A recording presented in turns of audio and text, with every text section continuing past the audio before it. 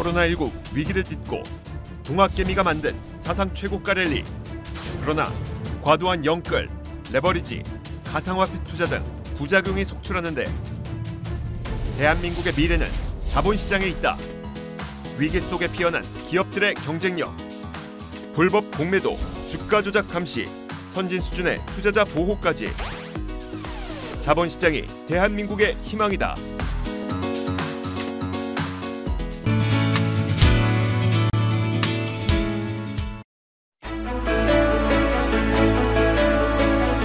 시청자 여러분 안녕하십니까? 출발 성공 투자 박민영입니다. 네, 안녕하세요. 김영롱입니다. 밤사이 뉴욕 증시는 반발 매수로 상승 출발을 보였었는데요. 일단 세금 인상 이슈 등으로 인해서 상승분을 좀 반납하는 흐름이 눈에 띄었고, 나스닥 같은 경우는 법인세 인상 이슈가 논의되면서 또 하락 전환한 게 좀 특징적이었어요. 아무래도 뉴욕 증시 안에서도 좀 눈치를 보고 있는 분위기들은 계속 감지가 되고 있는데, 사실 뉴욕보다 어떤 눈치보기나 고민거리들은 우리 증시에서 더 심하지 않을까 싶습니다. 네. 물론 공통의 이슈인 FOMC 이슈도 지금 예견이 돼 있긴 합니다만은 추석 연휴 전주이기 때문에 네. 야, 이거 어떻게 해야 되나, 유튜브 보아도 많은 분들이 그래서 추석 연휴 전에 다 정리를 해요 말아요, 이런 질문들이 정말 많거든요. 지금으로서는 하다 보니 약간 한 발 뒤로 물러서서 좀 위험 회피할까? 뭐 이런 욕구들도 솔직히 지금 많은 것 같아요. 네, 그런 위험을 피하고 싶은 욕구 플러스 미국에서 의회 연휴가 종료되면 재정 정책이 나올 것이다라는 이슈 속에 지금 이 중소형 주단에서 다시 대형주로의 변곡점이 놓여 있는 게 아니냐. 네. 성장주에서 민감주나 가치주로의 변화 포인트 잡아야 되는 게 아니냐. 신한금융투자증권에서는 또 의견을 그렇게 내기도 했는데요. 지금의 시장 성격과는 일단 맞아떨어지는데 이게 연속성을 띨지는 지켜봐야 되는 포인트인 것 같습니다. 예, 참 여러 가지 고민거리들이 있는 시장에서 우리가 포트폴리오 비중을 그러면 현재 시점에서는 어떻게 조정해야 될지 여러 질문들과 종목들 보면서 한번 그 해법에 한 발짝 다가서 보도록 하겠습니다. 네. 일단은 참 요즘에 많이 떨어졌었던 종목들 다시 한번 점검을 해드려야 될 것 같아요. 저희가 뭐 브리핑도 많이 해드렸던 책임감도 있고요.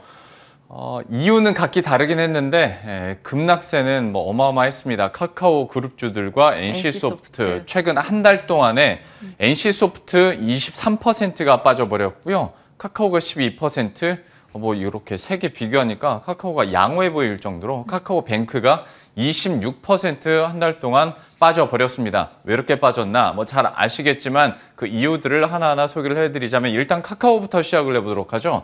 카카오는 일단 저희가 소개해드렸던 금융당국과 공정위의 그리고 정치권에서도 대형 플랫폼 기업들에 대한 어떤 규제 필요성 뭐 계속 얘기가 나왔고, 여기에다가 또 최근에는 김범수 이사회 의장의 제재 절차에 착수했다라는 소식들이 나오다 보니까 투자 심리가 급격하게 위축될 수밖에 없습니다. 카카오페이 같은 경우에는 지금 주력으로 하던 사업들에 대해서 좀 제동이 걸린 모습이었는데, 자동차 보험 같은 경우에 가격 비교 서비스도 하고, 그리고 이와 함께 그 가입으로까지 이어지는 서비스를 제공했었는데 이거 중단했죠. 그리고 법인 보험 대리점을 통한 상품 판매도 현재 종료가 된 상태입니다. 카카오뱅크 역시 저희가 어떤 수급적인 측면에서 한번 브리핑을 해드렸었는데 우정사업본부 블록들이 있었죠. 의무 보유 물량도 해제됐었죠. 그리고 지수 편입이 오히려 악재로 작용을 하면서 공매도 대상이 되다 보니까 역시 주가가 계속해서 빠지는 모습이었습니다. 네. 하다 보니 뭐 증권가에서도 코멘트를 내놓기는 해야 되는데, 저희가 카카오의 최초 급락이 있었을 때 증권사 코멘트와 사실 크게 다른 게 없고요. 그 이후에 증권사 리포트도 전혀 안 나오고 있습니다. 다들 조심스러운 거죠. 조심스럽기도 하고, 사실 어떤 사업적으로 바뀐 게 물론 뭐 서비스가 종료되는 건 있지만 실제로 실적에 얼마나 큰 타격을 주겠느냐, 그 숫자를 토파보면 사실 실적 비중에서 어떤 금융 플랫폼이 차지하는 비중이 아직은 많지 않다 보니까 괜찮을 거야 라는 얘기들도 하고, 항상 이것과 이제 비교하면 금융 비중이 더 적은 그래서 네이버가 더 좋아 라는 결론으로 많이들 얘기를 하더라고요. 그리고 또 반대로 역시 이것도 맞는 말이에요. 10월 국정감사에서 계속 화두가 될 예정이기 때문에 여기에 따라서도 좀 역시 좀 힘들지 않을까. 그리고 이 국정감사 대상에 네이버가 빠져 있다. 역시 네이버가 지금으로선 더 좋아라는 얘기들도 많이 합니다. 다만 뭐 지금까지 여러분들이 보신 것처럼 뉴스가 한번 나올 때마다 급락세도 커지기 때문에 카카오에 대해서는 좀 조심을 하셔야 될 것 같은데 우리가 뭐 낙폭 과대주 얘기하잖아요. 네. 근데 여기도 진짜 낙폭 과대주인 건 맞는데 무조건 많이 떨어졌다고 잡기에는 야, 너무 가파르니까 여기에 대한 고민거리들이 있습니다. 저 같은 경우는 사실 낙폭 과대 뭐 이런 실적 걱정 이런 걸 다 떠나서 네. 카카오를 둘러싼 기류가 바뀌었다라고 해야 될까요? 정부 정책에 맞서지 마라라는 네. 말이 나오듯이 각종 금융이나 각종 공사에서 이쪽에 대한 규제 이야기를 풍기고 있다라는 게 그게 개인 투자자들에게는 심리적으로 어떻게 될지 모르겠는데 이 요인인 것 같아요. 맞아요. 이게 그러니까 좀 정치적인 이슈일 수도 있는데 한때 이번 정부에서 카카오가 되게 우호적이었다라는 많은 얘기를 수혜를 많이 받다라고들 했었으니까. 했잖아요. 네. 근데 갑자기 요 한 달 사이에 거의 뭐 공공의 적이 된 것처럼 돼버리니까 많은 투자자들이 좀 혼란을 겪을 수 있을 것 같은데 카카오에 대해서 어떤 투자 의견이 가능할지 잠시 후에 한번 물어보도록 하겠고요. 네. 역시 많이 떨어진 NC소프트 얘기도 해보도록 하겠습니다. 역시 저희가 브리핑을 해드렸기 때문에 이유에 대해서는 크게 말씀을 안 드릴게요. 이게 그 초튜브라는 유튜브 채널에서 썸네일 한번 캡처한 건데요. 딱 이겁니다. 펄어비스의 도깨비는 극락으로 솟아올랐고 NC소프트의 블레이드 앤 소울 2로 인해서 여기는 나락으로 빠진 모습이죠. 아무래도 실망감이 큰 상황인데요. 하다 보니 뭐 이 다음 그림으로 NC소프트에 대한 현재 주가 분위기나 증권가 분위기는 다 설명이 될 것 같습니다. 일단 아이고. 투자 이견은 최근 들어서 뚝뚝 떨어졌고요. 목표 주가는 어느덧 70만 원 선까지 하향 조정됐습니다. 그리고 어제 기준으로 했을 때 주가는 60만 원 선도 깨졌는데요. 한때 뭐 80만 원, 100만 원, 목표 주가 120만 원 나오던 NC소프트였는데 이제는 목표 주가 자체가 70만 원으로 떨어진 상황입니다. 이건 역시 많이 떨어졌다고 이 정도에선 더 이상 손해볼 거 없어 들어가라고 하기에는 심리도 너무 위축됐고 그나마 NC소프트가 그러면 이제 부여잡고 있는 풀 하나가 리니지 W인데 네. 이거 아직 나오려면 좀 시간이 걸릴 뿐만 아니라 이 다음 뼈 때리는 코멘트에서 느끼실 수가 있을 것 같습니다. 상상인증권의 이종원 애널리스트가 코멘트를 하나 달았는데요. 리포트를 통해서 이제 출시 전에 히트 모멘텀은 더 없을 거다. 항상 게임주는 게임 출시하기 이전에 기대감 빡 올랐다가 베타 서비스 때 반응 좋은 거 보고 그때 차익 실현 매물 나오고 출시가 됐을 때 약간 조정받다가 이제 거기서 매출이 좋아지면 올라가는 거고 매출이 실망스러우면 떨어지는 그게 거였는데 나름의 패턴이었죠. 그렇죠. 그런데 이제는 히트 모멘텀 없을 거고 완벽한 후속작이 나와야 그러니까 리니지 W에서 지금까지 전혀 다른 플레이 스타일, 전혀 다른 어떤 해상도, 전혀 다른 그래픽 그리고 전혀 다른 과금 시스템이 나와야 유저와 투자자의 관심을 회복시킬 수 있을 거다. 그러니까 이거는 조금 더 시간이 걸린다라는 의미인 거죠. 제일 NC소프트 생각하면 지금 극복해야 되는 게 보통 찬티가 안티로 돌아서는 게 제일 무섭거든요. 네. 기존의 유저들이 안티로 돌아서고 있는 상황, 이걸 극복시킬 만한 과금 체계 변화, 이게 정말 필요한 포인트다라는 생각이 드는데 그건 사실 뚜껑을 열어봐야 아는 거라서 네. 이제는 저는 여기에 굉장히 공감해요. 맞아요. 미리 사는 이들보다는 열어보고 그 내용을 들여다보고 사람들이 매수를 하지 않을까라는 거. 그래서 큰 변화가 필요한 상황인 것 같네요. 그래서 이제 고민인 거죠. 많이 떨어져서 나 정말 오래 보고 나 한 1년 보고 그럼 NC소프트 사라는 사람도 있을 테고 근데 1년 보고 굳이 NC를 살까라는 생각도 들어요. 제가 그쪽이었거든요. 기회비용이라는 게 있는데 지금 이렇게 떨어지는 칼날처럼 느껴지는 종목들을 내가 부여잡고 끌어올려야 되나 라는 생각들은 있습니다. 근데 또 실제로 카카오든 NC소프트든 개인들의 순매수 종목 항상 상위에 랭크되어 있는 종목들이다 보니까 네. 투자 전략 한번 짜보도록 하죠. 개인들의 순매수 종목 상위에 올라가 있는 또 다른 종목도 저는 오늘 얘기를 해보고자 합니다. 어떤 현대차. 이것도 근데 역시나 주가가 좀 그렇잖아요. 네, 연초에 애플카 이슈 때문에 고점 찍었던 때 대비해서 지수로는 코스피는 1% 밀렸는데 현대차는 23%나 떨어졌습니다. 개인들이 올해 현대차에 투입한 자금이 3조 원 정도, 기아도 비슷한 흐름을 보였어요. 연초 대비해서 한 20% 가까이 내려와 있는 상황인데 사실 5월부터 반도체 수급난 해결될 거야, 될 거야 이런 이슈가 있었는데도 불구하고 아직 그게 잡히질 않으니까 사실 그 타격을 계속 받고 있습니다. 저는 놀랐던 게 이 NH투자증권에서 예. 미성년자 계좌 4위권에 올라가 있는 종목이 현대차예요. 한마디로 부모들이 네. 내 자식에게 물려줄 종목이야 라고 현대차를 찍었는데 계속 이렇게 밀렸다는 거. 물론 그 자녀들이 커서는 현대차가 어떤 그림을 그리고 있을지 모르겠지만 네. 사실 1년간의 수익으로 보면 속상하죠. 현대차가 솔직히 이렇게 못 갈 줄은 모르기도 했을 뿐만이 아니라 생각해보면 어쨌거나 모멘텀들은 있잖아요. 뭐 전기차든 수소차든 아니면 뭐 다른 모빌리티 분야이든 모멘텀은 다 어딘가에 걸쳐 있는데 전혀 받아가지 못하더라고요. 그 모멘텀들이 걸쳐 있다는 게 어찌 보면 지금으로서는 희망 고문이에요. 사실 네. 그건 장기 플랜이고 결국 될 거야 하고 산다는 거죠. 2025년, 30년. 아, 그렇죠. 그러니까 지금 그런 맥락으로 사신 분들 뭐 길게 갖고 가시는 거는 나중에 어떻게 될지 모르겠으나 지금 뭐 단기적인 손실은 뭐 뼈 아프긴 하겠죠. 일단 그 손실의 중심에 있는 건 이 반도체 수급난입니다.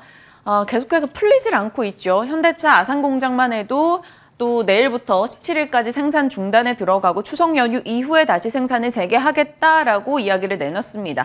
그동안 계속 이런 생산 중단은 반복됐고 주력 차종들은 지금 출시가 지연되는 흐름이 나타나고 있죠. 말레이시아 기반한 협력사가 동남아시아 코로나 확산 영향으로 셧다운됐다라는 지난주의 소식이 지속적으로 반도체 수급난 여파를 주고 있습니다. 현대차 어떤 악재가 있는지 단기 악재들 한번 모아보면 우리 다 아는 거예요. 원재료 가격 상승했고 반도체 공급 부족, 셧다운으로 인해서 일어나고 있고 이러한 영향 속에 3분기 실적 예상치 하회할 것이다 라고 전망 나오고 휴가나 추석 연휴로 조업 일수가 감소했다라는 점이죠. 네. 반대로 근데 증권가에선 이걸 다 반박할 여지는 있습니다. 자동차 공급 부족, 인센티브 축소로 일단 뭐 실적 좀 만회되고 있고 반도체 공급 부족, 이건 수요가 이연되는 거야. 그냥 올해 차 살 거 내년에 산다라고 생각하면 돼 라고 네. 얘기를 하고 있고 그래서 중고차값 올라가잖아. 이건 금융실적 도움돼 라고 반박은 다 내놓고 있습니다. 박앵커도 이걸 적고 정리하면서 느낀 거겠지만 여기에 숫자 이거 빼고요. 추석 연휴 이것만 빼면 지난 1월부터 똑같이 하던 그 말들이잖아요. 맞아요. 예. 속상하긴 한데 어찌됐건 그래서 지금은 좀 나아질까? 우리가 사실 기대했던 게 수소였잖아요. 네. 수소 이슈 나오면 와우 수소 스쳐도 다 올라갔는데 현대차도 수소 중심에 있다는데 올라가겠지 했는데 수소빨이 없었어요. 네, 맞아요. 이 이유는 증권가에서 당장의 밸류 변화 없다라고 얘기를 하는 거죠. 수소차 시장 자체 규모가 연 2만 대인데 단기 동력은 아니다. 장기로 결국 수소 전기차 제대로 대중화될 때나 동력받을 수 있다. 하지만 분명한 동력이다. 가능성은 충분하다. 이러니까 개인 투자자들이 고민이 되죠. 맞아요. 이게 그러니까 다 좋은 기업입니다, 여러분. 많이 떨어졌습니다. 과대 낙폭입니다. 라고 하기에는 이거 진짜 매수 버튼 누르기 쉽지 않은 종목들이 벌써 3개나 나왔는데 그러면 이들 종목에 대해서 우리가 실제적으로 어떻게 해야 될지 보유자 관점에서 그리고 신규 매수 관점에서 어떻게 해야 될지 그 고민이 지금으로서는 가장 많이 필요한 것 같아요. 네. 현대차 같은 경우는 이베스트에서 9분 응선은 넘었다라고 이번엔 얘기를 했어요. 이번엔 정말 넘고 있는 건지 펀더멘털 이상부 그래서 목표가는 유지하겠다. 현대차 33만 원 제시했고요. 가동 중단 이슈는 11월 이후 확대될 가능성이 적다. 그러니까 11월에는 이제 정상화될 거야 라고 얘기를 하고 있는 겁니다. 이대로만 흘러간다면 정말 강한 탄력 되겠죠. 저도 기대는 해요. 정말 이연 수요라고 생각을 하고 반도체 수급난 풀리면 와 그동안 못 간 거 어디 한풀이 해보자 하면서 달려갈 수도 있다는 생각이 드는데 내가 그 타이밍을 잘 못 잡겠다라는 게 관건이죠. 맞아요. 저도 기대는 합니다. 그리고 응원도 합니다. 그런데 내 돈을 넣기에는 약간 고민되는 시점들이 많이 있는데요. 어떻게 해야 될지 또 추석 연휴를 앞두고 투자 전략에 대해서 유창희 대표와 함께 전략 이어가 보도록 하겠습니다.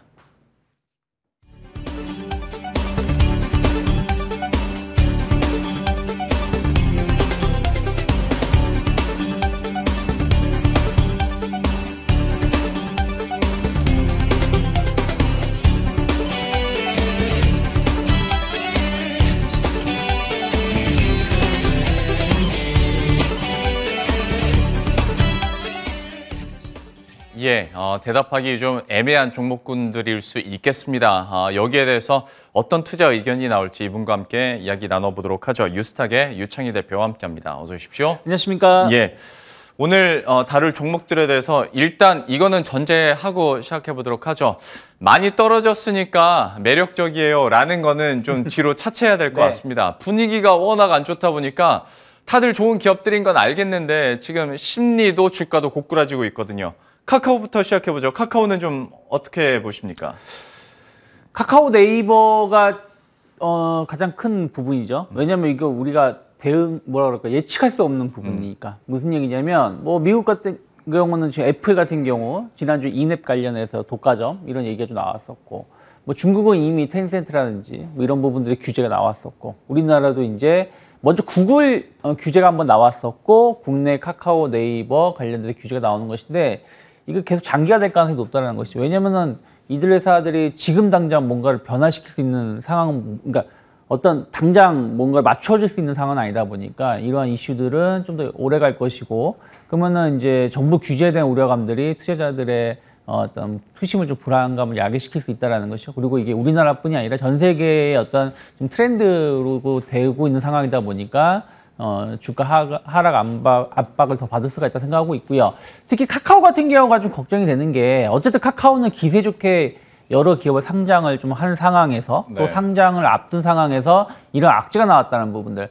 우리가 카카오뱅크를 예를 든다라면 단순히 은행이다 평가를 한다라면 지금 엄청나게 비싼 거죠. 맞아요. 근데 금융 플랫폼이다라는 인식 때문에 좀 올라왔었던 것인데, 이 플랫폼을 규제한다는 얘기는 카카오뱅크 같은 경우도 저는 추가적인 하락 가능성이 있다는 것이죠. 지금 카카오페이 상장 가능성도 조금 우려감들이 좀 있는 것처럼. 그래서 카카오를 필두로 해서 어떤 플랫폼 사업을 영위하던 것들이 조금은 위축될 수 있는 부분들이 있기 때문에, 이것이 뭐 그렇다고 해서 뭐 영원히 끝나는 건 아니지만 네. 일단 단기적으로 좀 위축될 수 있다는 것은 뭐 카카오 그룹주, 뭐 네이버도 마찬가지입니다만은 좀 추가적인 주가 조정이 나올 가능성을 열어놔야 되지 않을까 생각하고 있습니다. 카카오에 대해서는 추가적인 조정 가능성도 얘기를 해주셨으니까, 그러면 지금으로서는 좀 이렇게 좀 소나기님 티하자 정도로 저희가 받아들이면 네, 저는 되겠죠? 거기다가 이제 좀 증시 자체가 네. 좀 아직은 조정기에 있기 맞아요. 때문에 좀 무리하게 저점 매수는 조심하시는 게 맞지 않을까 생각하고 있습니다. 카카오에 대해서 의견을 들어봤고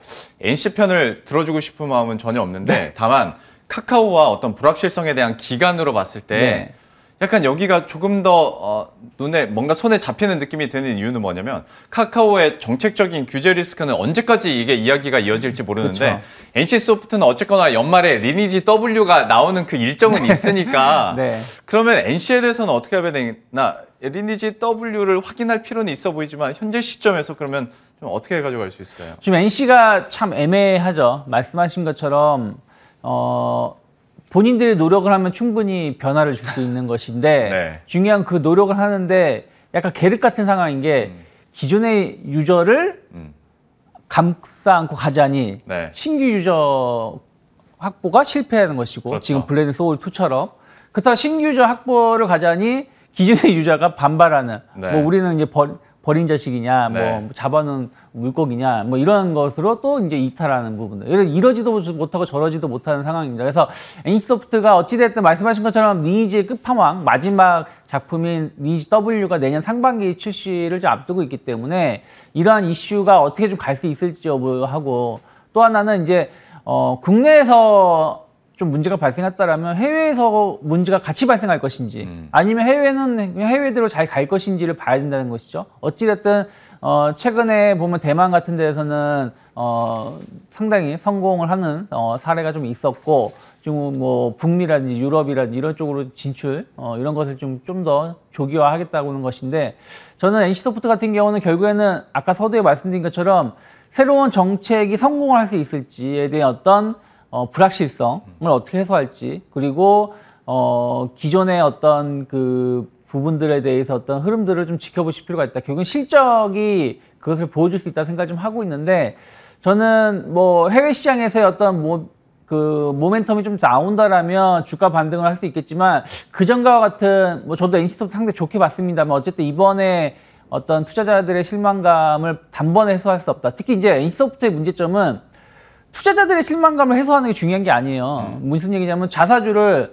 2천억을 사든 뭐 1조를 사든 그게 중요한 게 아니라 기존의 유저들을 어떻게 실망감을 해소를 시켜줄 수 있느냐, 신규 유저를 어떻게 좀 기대를 부응시켜줄 수 있느냐 여부기 때문에, 저는 NC소프트도 일단 최소한 3분기 혹은 한 10월, 11월까지는 좀 추가적인 조정 가능성 혹은 반등이 나온다고 해도 좀 약할 가능성이 높지 않을까 해서 반등시 현금화 전략이 필요하지 않을까 생각하고 있습니다. 게임사니까 게임으로 말을 해야겠죠. 네. 근데 어떤 기술적으로 봤을 때 이제 많은 분들이 어제 60만 원대가 깨지다 보니까 네. NC소프트 하면 뭔가 심리적으로 60만 원 구간, 80만 원 구간, 그리고 뭐 높게 보자면 100만 원 구간이란 누군가는 선을 이렇게 그어놨잖아요. 60만 원대가 떨어지다 보니까 여기에 대한 어떤 기술적인 접근을 노리시는 분들도 없지 않더라고요. 거기에 대해서도 한마디 해주신다면. 뭐 엄밀히 따지면 카카오든 뭐 NC소프트든 네이버든 뭐 급락이 나오면 기술적 반등은 나올 수 있습니다. 근데 그 기술적 반등 자체가 상당히 좀 미약하다라면 신규 접근하기에는 매력은 좀 떨어질 수밖에 없지 않을까 생각하고 있습니다. 카카오든 NC소프트든 지금으로서는 좀 리스크가 더 큰 게 많습니다. 약간 추가적인 하락 가능성도 염두에 두면서 좀 조심조심 하도록 하겠고요. 이어서 만만치 않은 현대차도 얘기해 보도록 하죠. 신차가 안 나오거나 전기차가 전혀 나오지도 않고 수소차 개발 없고 뭐 자동차가 아예 글로벌리하게 안 팔렸으면 주가가 이렇게 가는 거 이해라도 할 텐데 네. 숫자로 보면 이 정도는 아닌데 주가는 전혀 반영을 못하고 있단 말이죠. 현대차에 대해서는 어떻게 해야 될까요? 뭐 현대차는 말씀하신 것처럼 지금도 뭐 매장에 가서 예약을 하게 되면 뭐 신차 기준으로 1년 정도 기다려야 될 거예요. 맞아요. 네. 네, 그만큼 없어서 못 파는 상황인데 결국에는 이제 없어서 못 판다고 하더라도 정상적인 제작이 이루어져서 판매가 되는 것과 지금 정상적인 제작이 되지 못하는 부분들에 대한 어떤 딜레마가 있는 것 같습니다. 상반 그 2분기 실적에서 확인됐지만 해외 판매는 상당히 호재 그 급격히 판매가 늘어났지만 국내 판매가 급감한 것이죠. 그 급감한 것이 결국엔 생산을 못해서 판매가 급감한 것이었고 뭐 이것은 3분기, 4분기 때도 이어질 수 있다. 제가 아는 분한테 좀 얘기를 들었는데 원래는 한 가을 정도 되면 풀리지 않을까라는 생각을 좀 했는데 네. 한 내년 상반기까지 쉽지 않다라고 하더라고요. 그러니까 그 반도체, 차량용 반도체 쪽 바이어인데 그래서 그 얘기를 들으니까 뭐 현대차도 똑같은 이슈로 지금 계속 나오고 있다. 뭐 그 도요타 같은 경우도 한 40만 대인가요? 감산 얘기가 나왔던 것처럼. 그래서 이 차량용 반도체 수급이 지금 델타 변이 바이러스 때문에 더 좀 악화되는 부분들 해소가 될 것이라고 생각했던 것이 해소되지 못하는 것들이 결국에는 이제 주가 하락으로 이제 나오는 것이고 아까 서두에도 말씀드린 것처럼 지금 글로벌 증시가 약간 조정기에 들어갔다는 부분들도 대형주 중심으로 해서 조정이 나오고 있다 생각을 좀 하고 있습니다. 그런데 만약에 뭐 하루 혹은 뭐 일주일 정도로 수익을 내야 되는 분들이라면 이런 거 매수하시면 절대 안 되시죠. 근데 뭐 장기적으로 난 관심 있다. 장기 투자를 하겠다 그러면 전 지금부터 모아가셔야 된다. 그리고 또 하나는 그 지인한테도 얘기를 들었지만 내년 상반기 정도가 돼야지 좀 풀릴 것 같다라고 말을 했다라는 것은 결국엔 풀린다라는 것이거든. 그러면 우리가 턴어라운드 개념에서 본다라면 주가는 실제 실적이나 뭐 이런 거에 한 6개월 짧으면 3개월 선행한다고 하잖아요. 그러면은 올 가을이나 겨울이 되면은 이런 부분들이 좀 선행해서 선반영될 가능성이 높다. 그리고 턴어라운드 개념으로, 그러니까 실적이 더 이제 증가할 수 있다는 개념으로 주가가 올라간다라면 저는 지금부터 슬슬 모아갈 수도 있지 않을까. 그리고 뭐 현대차 그룹뿐이 아니라 우리나라 대형 대기업들이 배당을 좀 높이는 부분들도 있기 때문에 네. 그러한 부분들을 보신다라면 저는 지금 뭐 추가적인 하락 가능성이 있지만 그 하락이 좀 전 제한적일 거라 생각하고 있고 조금씩 이제 모아갈 수 있지 않을까. 다만 이 모아간다는 게 단순하게 뭐 수소차, 전기차의 어떤 기대감들이 아니라 실적 개선에 대한 어떤 기대감들 그리고 불확실성, 그러니까 최악은 지나고 있다는 어떤 개념으로 보신다라면 한 추석 지나고 한 10월 정도서부터 흐름을 좀 지켜보시면 좋지 않을까 생각하고 있습니다. 또 현대차는 지난해 멈췄었던 중간 매당도 다시 시작을 그쵸? 했으니까 네. 그 부분도 얘기를 해주셨고 앞에 카카오와 NC소프트 그리고 현대차까지 약간 지금으로서 힘든 건 비슷한데 현대차의 뉘앙스는 약간 달라진 거 여러분들도 포착을 하셨을 겁니다. 추석 연휴 이후쯤부터 약간 중장기적으로 봤을 때는 모아갈 수 있는 충분한 기업이다 또 얘기를 해주셨으니까요. 현대차에 대해서는 조금 더 관심을 두고 앞으로의 흐름들 지켜보도록 하겠습니다. 참 최근 들어서 계속 조정받고 있고 쉽지 않은 종목들을 살펴봤는데 그러면 이번에는 조금 더 기대감을 가지고 살 수 있는 종목 코너 속의 코너를 통해서 확인해 보도록 하겠습니다. 오늘의 창의 스픽은 전기 그리고 가스료 인상 기대감 수혜주는 어디라고 해주셨는데 지금 언론 보도를 통해서는 추석 연휴 이후에 좀 인상하지 않을까라는 얘기들은 나오잖아요. 네. 여기에 따라서 투자 아이디어는 어떻게 가져갈 수 있을까요? 지금 뭐 모든 게 우리 뭐 상반기도 말씀드렸습니다만 월급 빼고 다 오른다고 하지 않습니까? 그렇죠. 네. 그런 것처럼 지금 스태그플레이션이라든지 물가 상승 이런 압박은 우리나라뿐이 아니라 전 세계에 좀 진행되고 있는 것 같습니다. 특히 지금 뭐 투자자분들이 아시는 분들도 계시고 좀 잘 관심이 없으시면 모르시는 분들도 있는데 최근에 좀 시장에서 그 원자재 가격 상승하는 것 중에서 알루미늄 가격이 급등한 네. 것도 있지만 천연가스도 엄청나게 올랐습니다. 상반기 대비해서 한 2배 정도 이상 올라왔고 지금 더 오를 거라는 전망이 좀 있는데 이게 이제 기후 변화에 대한 어떤 부분들하고 연말에 이제 유럽의 혹한기 이런 부분들이 더 심해질 수 있다. 작년에도 추웠지만 그래서 그런 것으로 인해서 천연가스 수요가 좀 증가할 수밖에 없지 않을까라는 어떤 기대감들이 가격을 상승시키고 있습니다. 그래서 우리나라도 지금 도시가스 요금이라든지 또 한국전력이 전기요금 인상 이런 부분들 특히 한국전력 같은 경우는 연료비 연동제를 도입을 했지만 네. 여름에 상승을 못 시켰어요. 아무래도 그렇죠. 이제 국민들 부담감이 좀 있다 보니까 그래서 근데 하지만 이제 이러한 부분들이 하반기 4분기 때는 좀 인상 가능성을 좀 열어놓고 있기 때문에 그런 측면에서 최근에 좀 한국전력이 좀 올라왔습니다. 그리고 천연가스의 가격 상승이 이루어진다면 도시가스 가격이 상승할 수밖에 없고 그러다 보니까 최근에 도시가스 관련된 기업들의 주가가 좀 급등세를 보여줬는데 이들 기업이 거래량이 그렇게 많은 기업들이 아니기 그렇죠. 때문에 네. 선뜻 뭐 지금 막 추격 매수 하자라고 말씀드리기가 쉽지 않습니다. 하지만 그래도 뭐 종목을 골라 본다라면 저는 한국가스공사 좀 주목해 보실 필요가 있다. 어찌되었든 천연가스 관련해 가지고의 어떤 가장 큰 거래를 하는 기업이고 또 뭐 가격 인상에 대한 어떤 기대감들 충분히 가져갈 수 있지 않을까 생각을 좀 하고 있고요. 그리고 포스코 인터내셔널 같은 경우도 미얀마 가스전이라는 이런 부분들이 또 재평가를 받을 수 있지 않을까 생각을 좀 하고 있습니다. 그래서 저는 뭐 가스 관련된 뭐 기업들을 보신다라면 한국가스공사하고 포스코 인터내셔널 보시면 좋지 않을까 생각하고 있고 다만 이제 한국전력 같은 경우는 연료비 연동제로 인해서 인상을 좀 한다고 하더라도 이게 제대로 인상할 수 있을지 여부는 좀 봐야 되지 않을까 생각을 좀 하고 있습니다. 아무래도 이제 선거 이슈도 좀 있기 때문에 그래서 한국가스공사는 상승이 좀 제한적일 수밖에 없지 않을까 생각을 좀 하고 있고요. 그리고 이제 뭐 아까 제 현대차 배당도 말씀드렸지만 이 가스 관련된 기업들이 배당이 좀 높은 기업들이기 때문에 맞아요, 네. 좀 그런 것도 같이 묶어서 보신다라면 지금은 급등을 해서 매수를 하기가 좀 부담스럽지만 약간 조정이 나오거나 혹은 좀 덜 오른 기업들이 좀 있거든요. 네. 뭐 예스코라든지 뭐 이런 기업들 보시면 조금은 흐름을 좀 지켜보면서 한 매수도 동참해 볼 수 있지 않을까 생각하고 있습니다. 한국전력이 얘기해 주신 것처럼 요금이 인상돼도 4조 원 적자 기업이니까 네. 뭐 여기는 좀 힘들 것 같고 근데 한국가스공사 얘기를 해주셨거든요. 차트 보시면 최근에 꽤 좋았네라고 아마 보실 겁니다. 상승 추세가 좀 이어지고 있는데 역시 관심주로 나왔고요. 포스코 인터내셔널까지 관심주로 담아 보도록 하겠습니다. 오늘 뉴스탁의 유창희 대표와 함께했습니다. 오늘 말씀 고맙습니다. 고맙습니다.